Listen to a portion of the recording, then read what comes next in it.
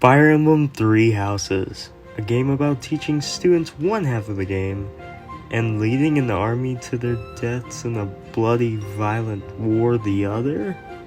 Oh yeah, and it also has a bunch of characters, around like 40. That's just the recruitable, aka playable ones. But we're just gonna be looking at them because most of the others aren't fleshed out enough to be good, or just suck. Except you, Gatekeeper, you can stay. So, let's get this list started with number 10. Cynthia. She is a monster in battle. I'm a motherfucking monster! Cynthia's role is that of a glass cannon.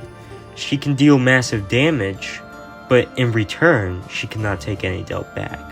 She also gets Warp, one of the best spells in the game, and her talent allows her to double her skill experience from battle, which kind of makes her one of the best mages in the game.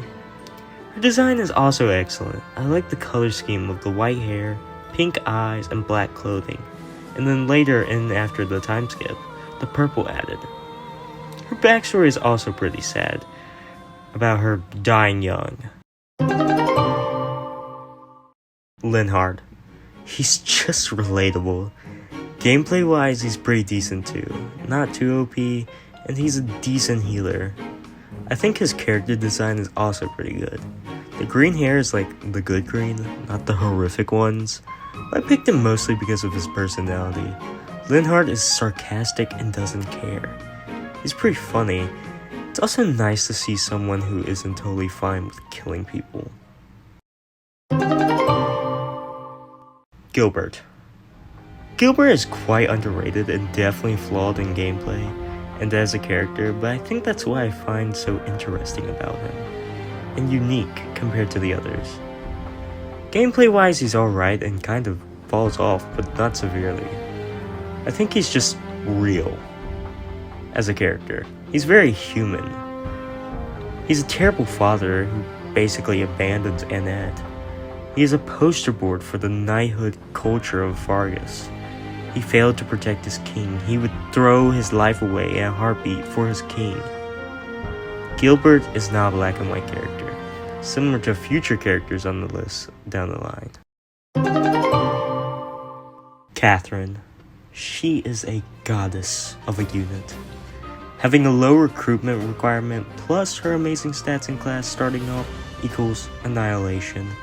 Oh, she also has good growths too, so she can be used from the start to the end of the game. Her hero relic is the Thunderbrand, and oh my god, it's so cool. Catherine as a character may spark some discourse here, as she's not very well received in the fandom. She and Gilbert have similar reasons for being here. They both are interesting. She embodies the issues with the church. She has blind faith and full belief into Rhea and the church. She sacrificed all free will of her own that leads her to do some pretty messed up things. And you'll be shocked that I disagree a lot with her morality. Edelkard. She is a wonderful unit. She is somewhat weaker though than Dimitri and Claude, but I did keep her in the armor classes because fun. But I've heard she excels as a Wyvernlord, but definitely the best unit at route. Her hero relic is pretty broken and she can one-round things with an iron axe.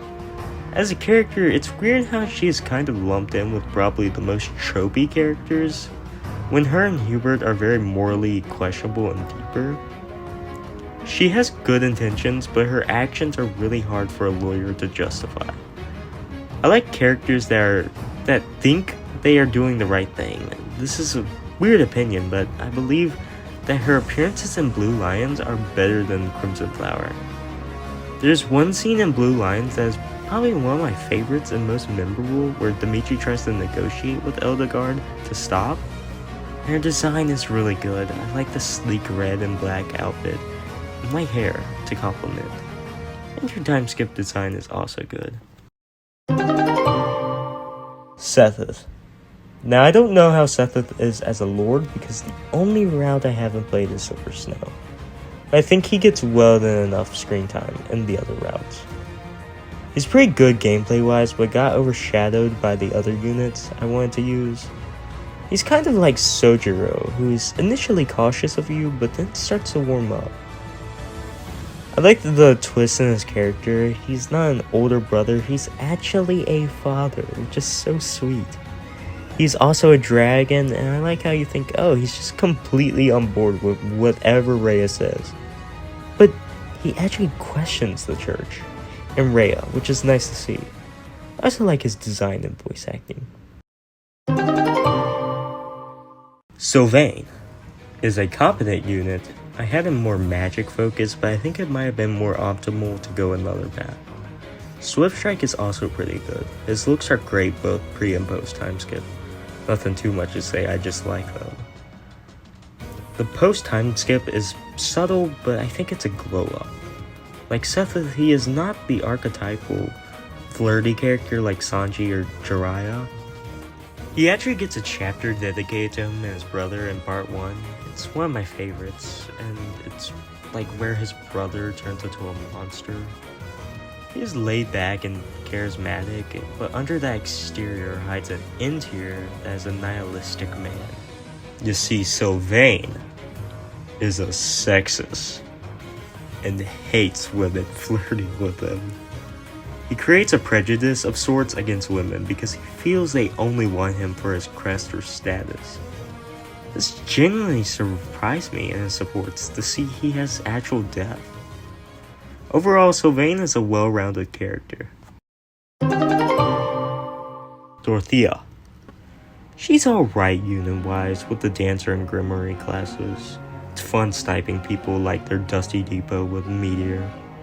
But she's also a good healer. Her design is superb as she looks like JoJo with her little hat. And then she ditches it in the post-time skip because she doesn't need it anymore. I like the somberness in her post-time skip design as she's seen the true horrors of war, and that smile has faded away. She's a commoner who hates nobles. She's like a female Sylvain in her supports.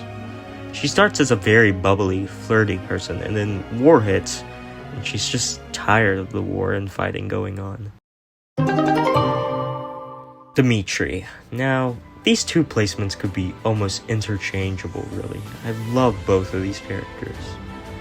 He has insane strength and works very well as a dodge tank.